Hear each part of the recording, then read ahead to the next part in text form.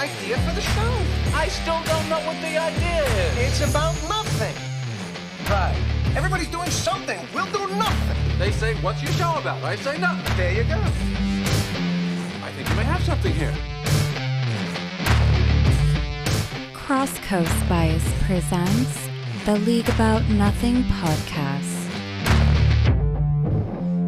All right, everybody, welcome back. We have our Week 13 recap and our Week 14 playoff preview coming at the end of things. Pretty exciting week. We still don't have clarity on the playoff picture, but we'll get to all those matchups in a few minutes. Before we do that, let's take a look at some of the trades we did in the league this week. But before we do that, Al, you with us? Yes, I am present. Wonderful, wonderful. Present. That's really bringing the heat, huh? I am here. All right, we had 3 trades in the league this week. Or if you look at it another way, we had 5 trades in the league this week. One of them happened Looking at you, times. Lee and Georgia Mike. So we had one trade that took place 3 times because apparently we as a league still have not figured out rules. the checking Rules are our hard. rosters thing. We've all done this at some point now. Rules are hard. If you haven't had a trade reversed yet, you aren't trying hard enough. I feel bad for Mel having to literally babysit all of us in this. Because really, we are all adults here and we should be able to figure this. And I'm not calling out Flea and Georgia Mike because, as I've said, we have all done this at some point. Oh yes, I'm very much guilty of this multiple times. Yeah. So really, we all just kind of as a collective group need to be better about it. I know we're going to have the discussion again in the off season of should we adjust this, and we're going to come to the exact same conclusion of no, let's be better about checking, which is got to drive Mel insane. Like it's got to. It's not even a difficult rule. No, it's not. All right. So let's take a look at this. The trade, once it actually was able to be properly completed, was Flea gets Gus Edwards, and on the other side of things, Georgia Mike picks up Gabe Davis and a 2025 4th-round pick. It's his own pick coming back to him. Flea had J.K. Dobbins on the roster. Dobbins goes down for the year, out with an injury. Gus seems like the next guy up in that backfield. Georgia Mike basically eliminated from the playoffs. Says, or so he thought. Yeah. Or so he thought, is thinking, let me cash out these probably temporary value running backs while I can. And he picks up, some guys that might have longer term, or Davis will have longer term value, and that 4th-round pick will be a lottery shot. Right. Yeah, pretty straightforward. Flea continues to be just demolished by injuries this year. Somehow has continued to keep her team afloat and competitive. Third highest scoring team this week. I don't understand. She just continues to chug along and replace players with a seemingly never-ending trove of picks. I don't know where she keeps getting picks from because she trades them away as soon as she gets them, but she had some more left, and she gave them up and the disappointing Gabe Davis for Gus Edwards. And Gabe Davis hasn't really done much this year. Now, when this trade was happening, we weren't sure if Trevor Lawrence was going to be back. And now we know that he won't be back, even though he was back. He was back very briefly. Sense. I mean, Gabe's on IR, so it didn't really matter for this year anyway, but he is signed to a decent amount of guaranteed money. So he will be back next year to pair with Trevor Lawrence for Georgia Mike's roster. So he bought a little cheap stack here. This is just Flea continuing to basically by hook and by crook add anything of relevance to her roster.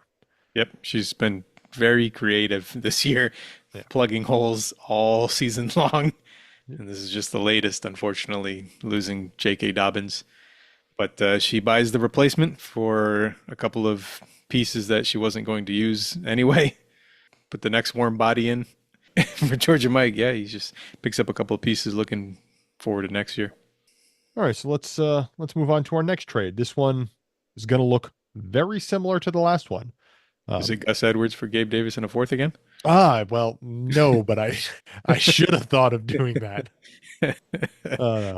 Yeah, so that one took place 3 times. Let's go to the one that only took place once. Also between Georgia Mike and a contending team looking to pick up a running back. On the other side of things this time, however, it's the commissioner. Mel picks up Rico Dowdle. Georgia Mike picks up a 2026 third-round pick. Again, his own pick coming back to him. So he's got a little bit more control of his own picks for the next, couple of years, even if it's the later rounds of them. On the other side of things, Mel shores up the running back position.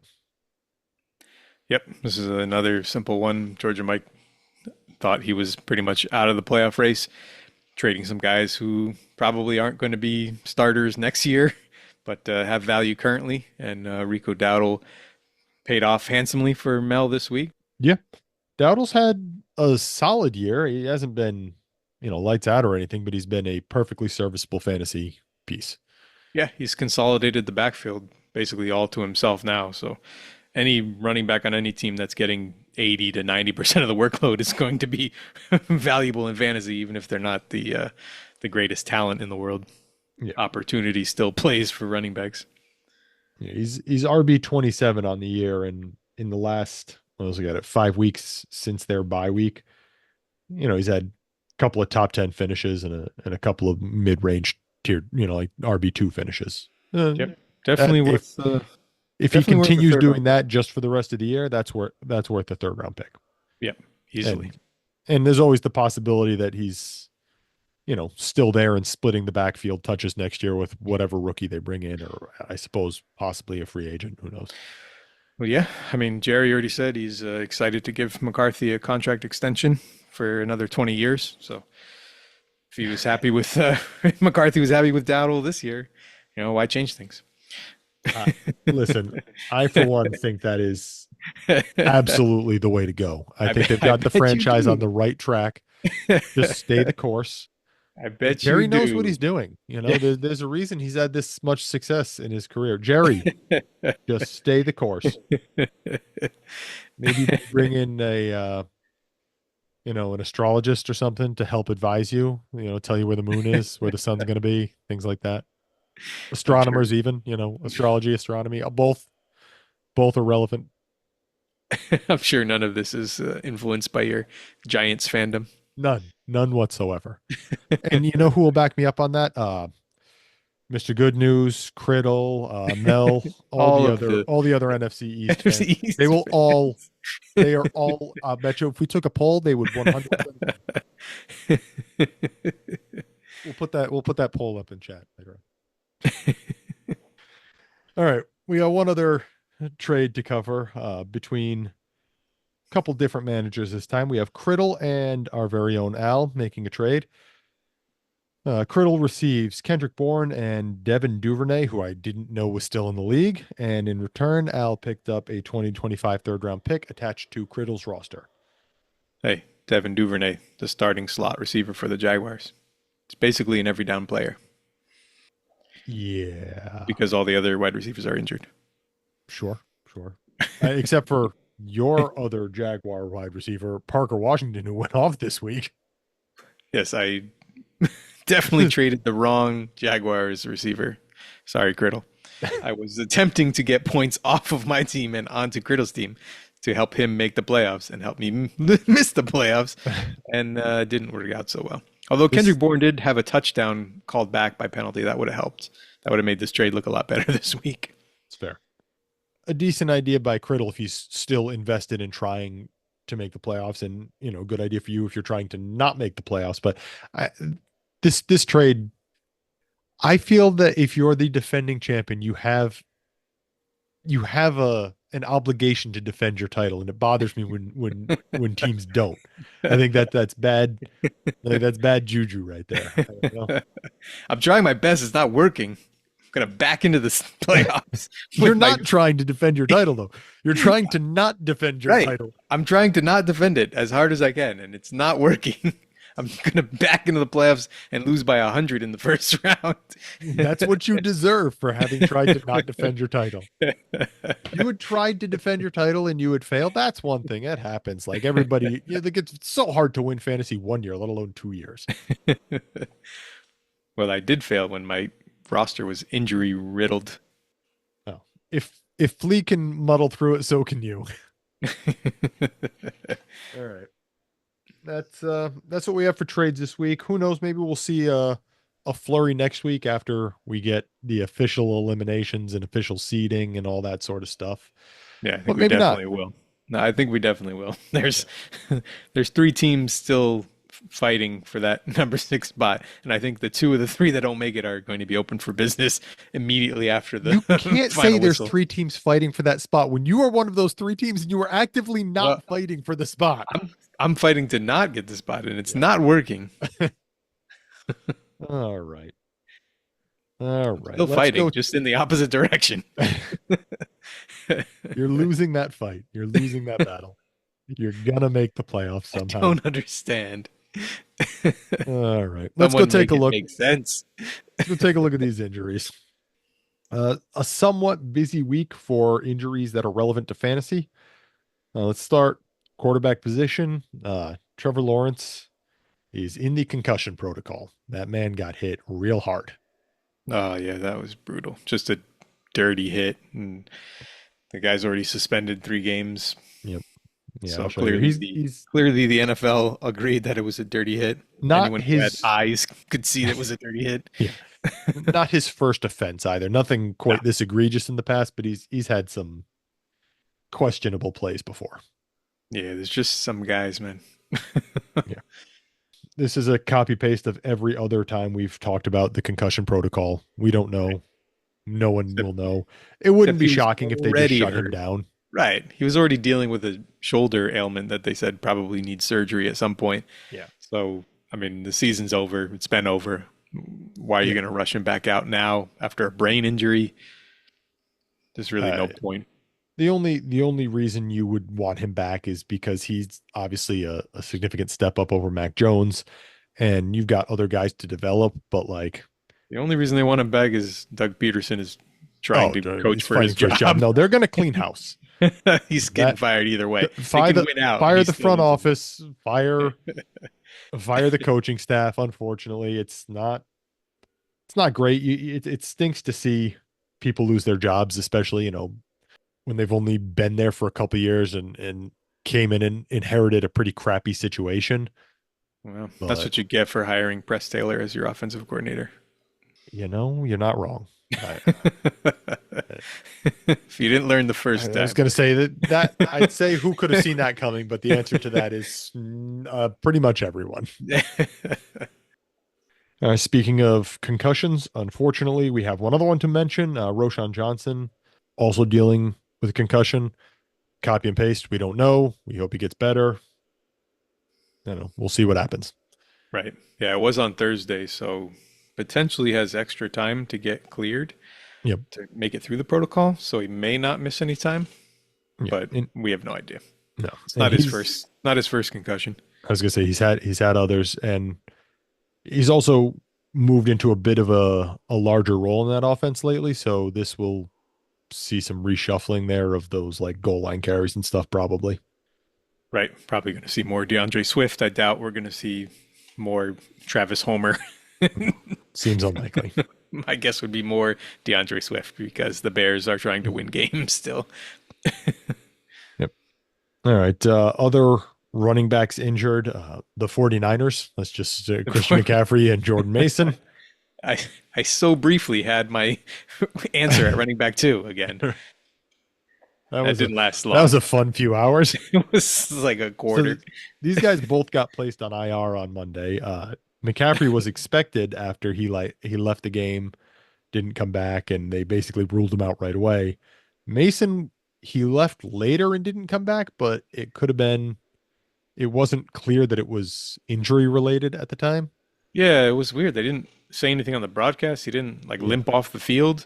And the game was pretty much out of hand. Right. Yeah, he took a carry up the middle, and then he just ran off the field and never came back. And then Garendo scored the touchdown right immediately after. Yeah.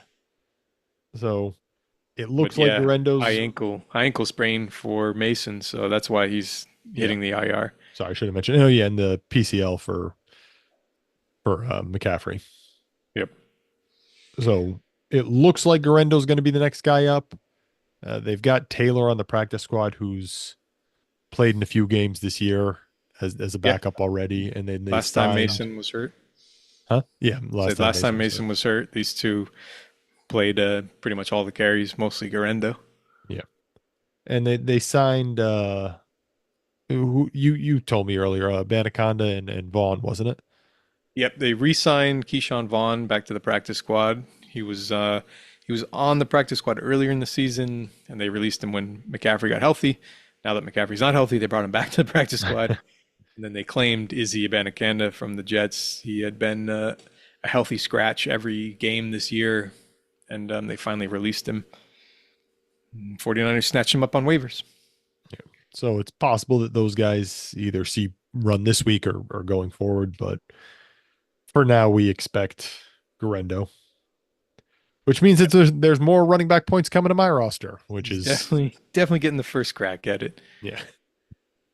Which has been as lacking in running back points as any roster in our league this year. Right. If he got 1 point, he was making your starting lineup. It's an accurate statement. You were starting guys that were recovering fumbles on special teams. Listen, my RB2 this week didn't even have half a point. There. All right. Other injuries. This was a tough week for the tight end position. Taysom Hill done for the year with a knee injury. Did they announce specifically what it was yet? I missed it if they did. Yeah, it was ACL. Okay.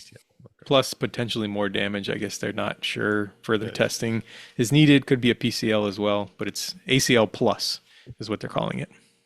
That's tough. Yeah. So this was by far the saddest injury for me because Taysom Hill has been so fun this year. Yeah. I'm telling you, he's a player that like they plucked straight out of the 1940s or something like that. Back when like everyone played offense and defense and special teams. He's one of those guys who's like, oh yeah, he's just he's an offensive weapon. We don't know what position he plays. He does a little bit of everything. It's like the guys that enroll, they get recruited as athlete. Yeah, exactly. In college. He fits better in a game that was being played before the forward pass was invented. Yes, because I've seen him throw a forward pass and it's not pretty. Wasn't what I meant, but that works too. Oh, okay. That's where you were going. Yeah. Unfortunate. Hopefully he can recover and come back because he's fun to have around. Unfortunately, he's on the older side of things for a football player. He's 34, I think he is. Yep. So yeah, he came into the league as an older prospect from BYU, and then he spent a long time trying to play quarterback.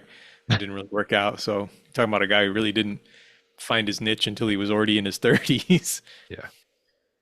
This is like I said, hopefully he can come back. Who knows though? We'll see if he even wants to. That's it's a long and difficult recovery there. Other tight end injuries. Dallas Goedert also hurt his knee. I don't think this one is season ending though. They haven't really said much. Yeah, I haven't released it. And speculation is it's a PCL sprain, similar to McCaffrey, but not as severe. Yep. So probably looking at week to week. I'm sorry. More importantly, it is now gravy time.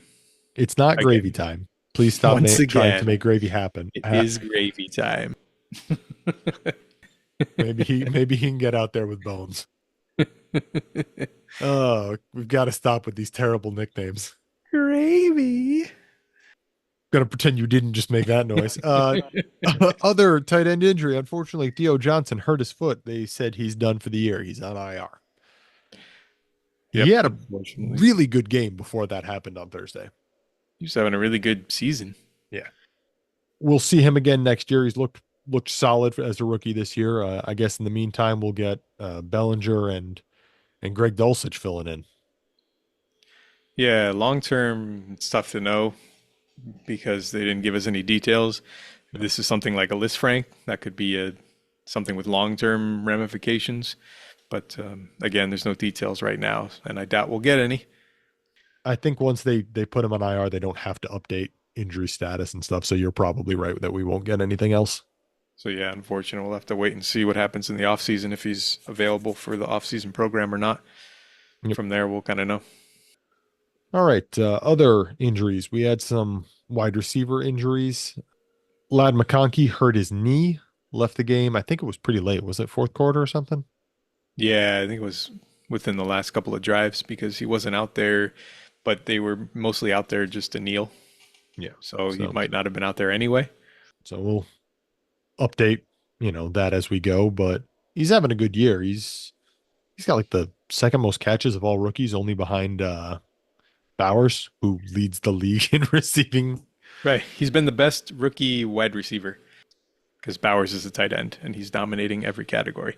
But among the rookie wide receivers in this much ballyhooed class, Ladd McConkey has been the best. Yeah. He's that's a big loss. Big loss for that Chargers offense if he can't get out there. Coach Harbaugh said he's, quote, working through a couple things, whatever that means. That sounds like that sounds like he had a rough week at work or something. He's working through some things right now. Doesn't sound injury related. That sounds like mental health related. All right. Other wide receiver injuries. CeeDee Lamb hurt his shoulder. Looked like he looked like he aggravated it. He was already dealing with an AC joint sprain and he re-aggravated it. Unfortunately, this is one of those things that we talked about when it happened to Jordan Mason early in the year and he had to miss a game. It's an injury that's easy to re-aggravate. Yeah. But Lamb continued to play through these for no reason because the Cowboys season has long been over. But we'll probably see him out there again this week until he re-aggravates it again. These guys want to play. Like, you can't blame them for that. One other wide receiver injury that we're going to know, Rashad Bateman hurt his knee. They said it doesn't seem like it's a super serious one, like as in probably not a ligament torn, but he doesn't look like he's going to play right away. Right. The other coach Harbaugh, similarly vague, said he's sore, but it's not a long-term thing. Yeah. So they've got their bye this week. Yeah, they got their bye. So we won't know anything probably until next week. Yep. All right, so that wraps up what we're going to go over for injuries here. Let's go take a look at the matchups. Week 13, we had a league median score of 204.15. Pretty solid scoring this week. That's helped along by the fact that they didn't have any teams on bye, which makes perfect sense when you look at it. And then they decided they were going to put 6 teams on bye for week 14. NFL, why do you do these things? They don't want anyone to be home for Thanksgiving. No. Somebody's got to play. They all got to play. I get it, but at the same time, I don't think that's why they did that. We don't like you can do 3 Thanksgiving games and then still give, 4 teams a bye week on Sunday, and you'll still have all your primetime games. You'll still have a decent enough slate. Nobody is watching every game. It's patently impossible to do it anyways. So just put some teams on bye instead of having this many bye weeks this late. That's dumb. Anyway. Well, at least we don't have week 14 playoffs. That's true. That'd be brutal. You wouldn't be able to do week 14 playoffs with 6 teams on bye. Like, there's no way you can do that, right? Well, somebody might have. I'm sure there are leagues messed up the settings. Yeah. I'm sure there are leagues that do it, but man, I would not enjoy if I had to, go in without like 3 starters and my opponent didn't have any on bye. That'd be tough to swallow. All right. So our highest scoring team this week was Big. I feel like I'm just repeating the same thing week after week. Big would just stop it. We could save a lot of time if we just copy and paste this segment every week, talking about how great Big's team is and how many points he scored and how many slots he's moved up into the top 10 scores of all time. And this team is ridiculous. Every player in his lineup, save for one, scored 20 plus points this week. It's just become obnoxious at this point. So big put up this week, 296.25, which I had checked earlier, but I forgot to write it down. I went to double check just now. Puts him at the 6th highest weekly score of all time. This is his second one of the year where he's broken the top 10, although I think this one pushes his last one out. Maybe I'd have to go back and look, and I just closed it. But what a year he's having, and especially like the last like month or so, which is when I think that other top 10 score was about a month back.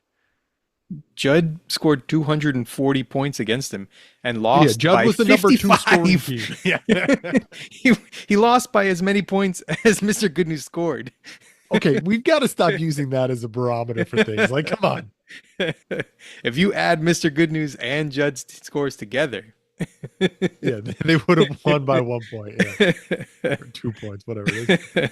No, incredible week from Big's team. And, obviously not the first time we've seen this.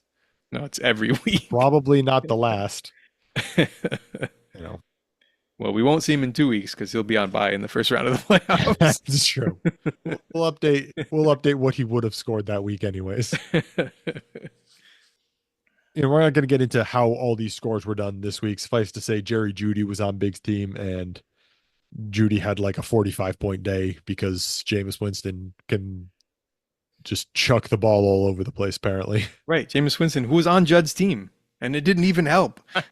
He had 500 yards and 4 touchdowns. The fact that he threw 3 picks probably didn't help, but really tried to get 3 pick sixes in there too, which is very impressive. I was rooting so hard for that last one. Oh, everyone was. Everyone was. The full experience there. Jameis is a national treasure. Yep. So that gives Big a record of 24-2, which officially clinches a first round bye for him, as you just mentioned. There is no way mathematically he can be caught by 2 teams. Right. Or by 1 team, because he's got a 4-win lead with 2 wins possible. Okay. We were still technically coming into this week at a spot where I think he could have been caught if he had lost every game and the teams below him had won every game, even though that seemed exceedingly unlikely. But now it's official. He's got his first round bye. Locked up the number 1 seed. He wrapped up the number 1 seed with a week to go. Nothing matters for his team for the next 2 weeks. He just has to hope he stays healthy. Right. All right. So as you mentioned, our second highest scoring team was Judd, who lost to the highest scoring team. Let's move on to our third highest scoring team this week was Flea. Flea put up a 238.07. She beat JMC, who put up a 181.58. This was big for Flea's team. She's had a couple of not really down weeks, but less than optimal weeks. And I think this is her first 2 wins in a bit.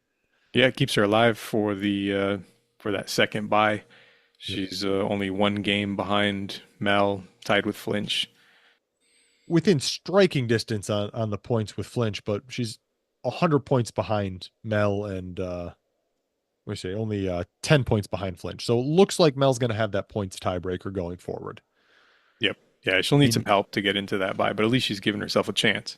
Yeah, exactly. Meaning Mel really only needs to get his 1 win against the median, and then he's got a very high likelihood to be getting that other bye. For JMC, he'd already basically been eliminated last week. This doesn't really matter. Our next highest scoring team was none other than Georgia Mike, who put up a 230.84. And he was up against, on the other side of things, Mr. Good News, who, as you said, put up a 56. This keeps Georgia Mike alive and in things, despite the fact that he sold off some running back depth this week. See, not as easy as you thought to quit on the season, huh? Well, here's you the guys thing. make it look so easy. It's not that easy. I didn't make it look easy. I've been selling and complaining about selling this entire season. So you've all had to listen to me whine about having to sell Juwan Jennings 37 times. You want me to do it again? I will. You selling running backs and him selling running backs is a different thing, because he had Bucky Irving, who put up 30 points, and Chase Brown, who put up 20 points. He got 50 points from the running back position despite selling off Rico Dowdle and Gus Edwards. Yeah, he definitely didn't need him this week. But the points and the wins help keep him alive. He's got a healthy point lead. So he just has to tie me to get that tie to get into that playoffs. Yeah. So let's pause for a second and read those standings at the 6, 7, 8 spot. Your team is 15 and 11, currently standing at number 6. Georgia Mike is 14 and 12, currently sitting at number 7, and Criddle is 13 and 13, currently sitting at number 8. However, the points go Georgia Mike with 25.52, Criddle with 24.93, and then you with 24.87. Right. So all three of us still mathematically alive. yeah, And Criddle it has the would be easiest matchup next week. yeah, it would be difficult for Criddle to overcome almost a 60-point deficit in a week. It's not impossible. We just saw Big's team put up 50 more points than the next highest scoring team. Obviously, if one of you had his roster, you wouldn't be in this position in the first place. But any team, any given week, any team could theoretically do it. We've been playing musical chairs for the last several weeks. Yeah. We'll see who gets in when the music stops. All right. Our next highest scoring team this week was your team, despite your selling off players as well. Shocking. Right, you put up a 218.51. You beat Flinch's team. Flinch put up a 211.04. So he finishes over the median as well, despite taking the one loss. That drops his record to 19 and 7, which does matter because he, as you mentioned earlier, is now tied with Flea, one game behind Mel, in contention for that second bye week. Yep. Yeah, that bye week is very important because you get to put off playing Big's team for as long as possible. Hope that bad luck knocks him out before you have to play him. Oh, man. So that's a very important seed. It's what I would be trying to do as hard as I could. Yeah, of course. Nobody wants to play Big. No. And speaking of teams trying to avoid playing Big and that are in contention for that other bye, Mel was our next highest scoring team. He put up a 197.26. He beat Criddle's team. Criddle put up a 172.95. So Criddle got a 2-win week last week. Unfortunately, he goes 0 for 2 this week. And that's what flipped him from 6 to 8. Yep. And Mel gets the win, but finishes under the median. So he goes 1 and 1. He moves to 20 and 6. Currently in the driver's seat for that second spot. Yeah, Criddle caught Mel on a down week, just didn't have enough points on his side to get the job done and get himself in a better playoff position. I think losing Christian McCaffrey early in that game didn't help. He was off to a hot start. He was on pace to have his best game of the year by far before he got hurt. McCaffrey, just season from hell for him. Just there's been no fantasy production. Got scratched week 1, like an hour before kickoff, which no one saw coming, and then essentially hasn't played at all since then. Like what did he play? 2 weeks? Yeah, he's only managed to play a handful of games and hasn't looked right in any of them. No. This was the first game he finally looked kind of explosive and back to his normal self, running through the snow and through Buffalo defenders. And then, just came up lame on a carry, and then that was it. Gave himself up, took himself out of the game, and that's the last we're going to see him this year. Yeah, that's tough. You really would have liked to have seen him actually have a legit end of the season here. He's a fun player to watch, especially in that offense. Yeah, I mean, last year we saw it. He was the number 1 difference maker in all of fantasy. Essentially, every year he's had a full healthy year. He's been the number 1 scorer. So it's tough to lose a guy like that, both for the Niners and for a fantasy team. All right, let's see. Our next highest scoring team was Benign Rug. Benign Rug put up a 184.81. He beat my team. I put up a 183.45. That is an extremely close matchup and a completely irrelevant matchup. Hey, not completely. This was a No. crushing blow to the hopes of Rugg securing the 102 draft pick. I was actually going to bring it up. So we have a race to the bottom here. Rugg and I are both long out of the playoff picture, both very much looking forward to next season and points future. But we are extremely close in the standings here. The records are obviously pretty much irrelevant because the missing, when you miss the playoffs, it goes by max points for.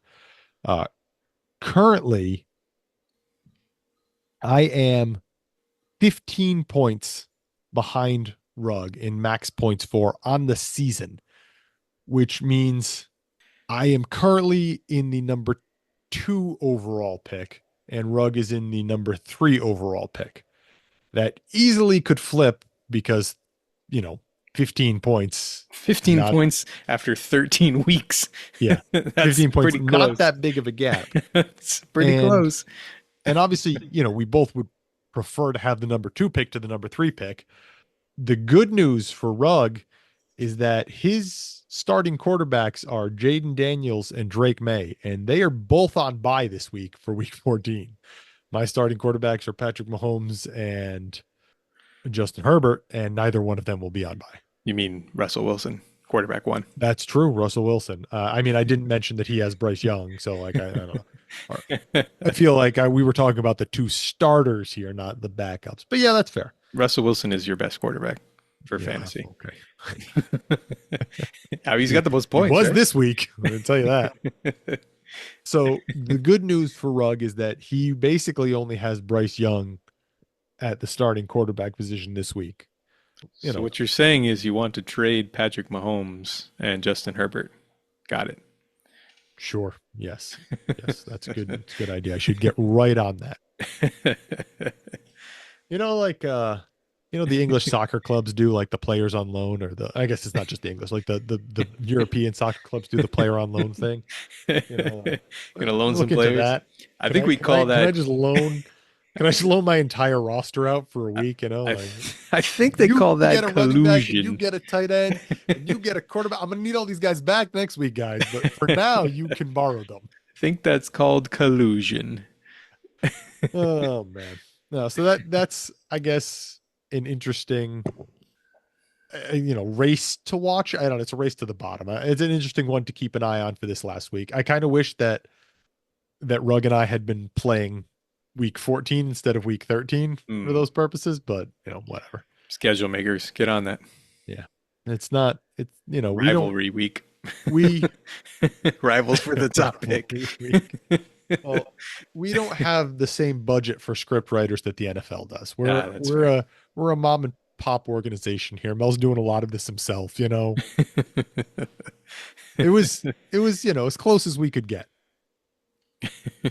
And again, not that matchups matter for a lot of people this coming week, but you're playing Rugg. I am up against Flinch, so Rugg and I will each be taking at least one loss, most likely. Hey, the Broncos are on bye this week, so you never know. So you're saying I'll be without Troy Franklin?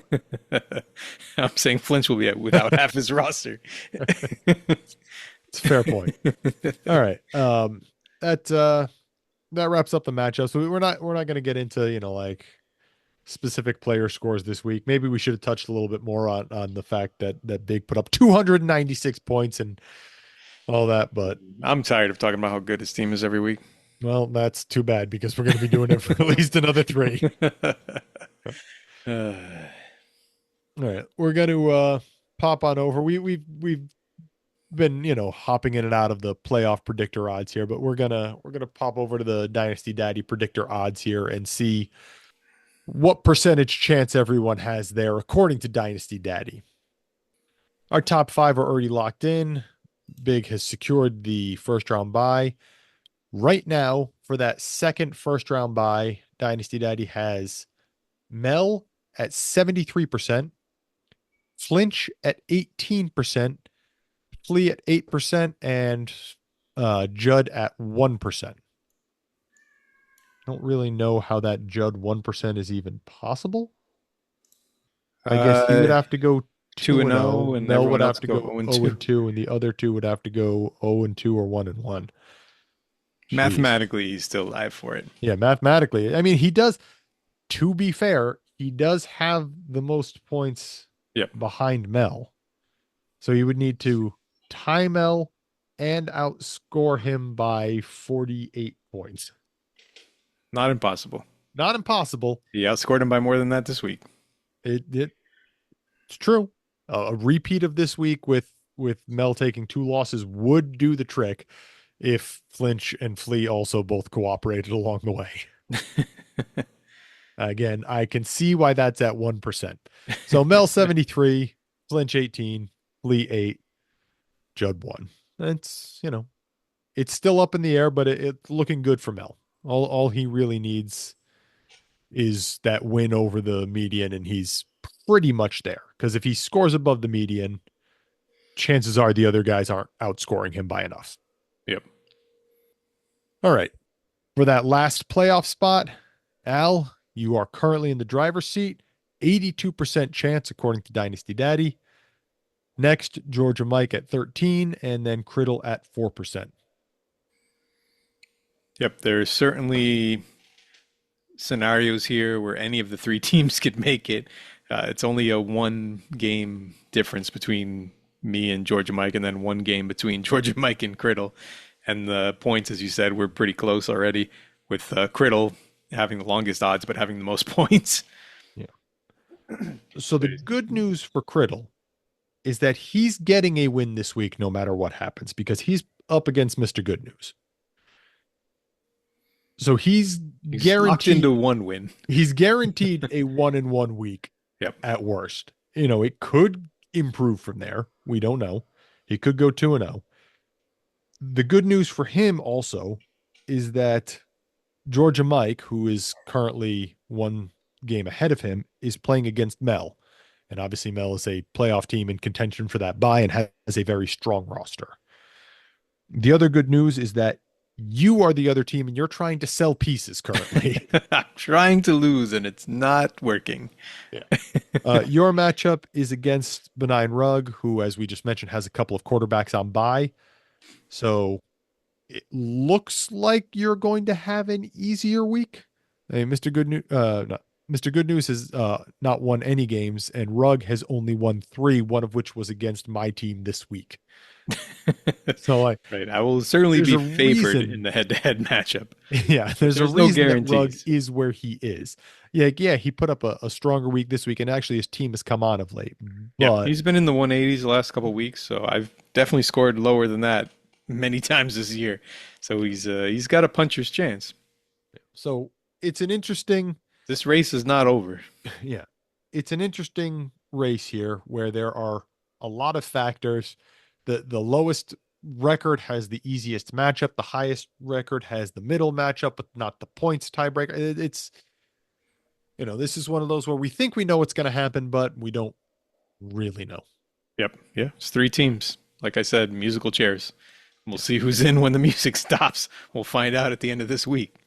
This is pretty fun. I'm glad it's come down to the end, because it's kind of boring when you have that last week and everything's already all settled and there's nothing really to care about. Yep. Yeah, we've got a couple of things to settle here. Most of the playoff teams are locked in, but got a couple teams fighting for the bye, which again, very important this week because no one wants to play against Big's team unless they have to. I would not want to. And then the other big race is for the number 3 seed, because then they get to play whichever one of us 3 sad sacks gets in to the last playoff spot. It's almost like another bye week. Now, I don't like to root against people, but I would just like to let everyone know that I'm rooting against all of you. As you should. Yeah. I mean, I do have Criddle's first round pick, so selfishly, I wouldn't mind to see him lose this week. But also, I kind of feel like he's the only one of you guys trying to win and get in. So I really kind of want to root for him. Selfishly, I shouldn't, but at the same time, I don't know. He's trying to win. You and Georgia Mike are selling pieces. I find it hard not to root for him. Listen, if I make the playoffs, I will buy some players. That will I'm gonna happen. hold you to that. I mean, I have no choice. I can't submit a lineup without any running backs. You've I done do it in the past. Maybe not in the playoffs. I do not have a second running back at the moment. Do not have one on the roster. It's incredible. Just incredible work by you. All right. I think that's going to wrap things up for us, unless you have anything you would like to mention and or discuss that we haven't touched on. No, I don't want to talk about how sad my running backs are anymore. You're going to want to take next week off then. It's only been several years of this. This is Don't worry. your fault because you sell any running back that you have that comes into any value. I got my waivers ready for Travis Homer and Ezekiel Elliott. Come on, waivers. Save me, waivers. I don't think those two are going to save you, but who am I to criticize? I started Hunter Lipke. All right, that's going to do it. We will catch everybody next week. But until then, See you in the league chat.